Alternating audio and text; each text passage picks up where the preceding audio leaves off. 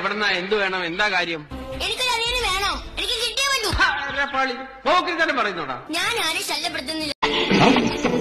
എന്റെ അടുത്ത് കുറച്ചൊന്നും കാണിക്കണ്ട. ആ മുളക് ചെത്തി ഞാൻ ഉപ്പിലിട്ടും പറഞ്ഞേക്കാം.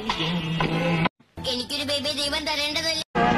തരാം തരാം, ബഹളം വെക്കല്ലേ. എനിക്ക് കുഞ്ഞിനെ തരും. പിന്നെ ഞാൻ എന്തിനാ മറ്റുള്ളവർ ശല്യപ്പെടും? ദൈവം കൊണ്ടുപോയതല്ലേ മുമ്പ് നമ്മളെ ബേബിയെ.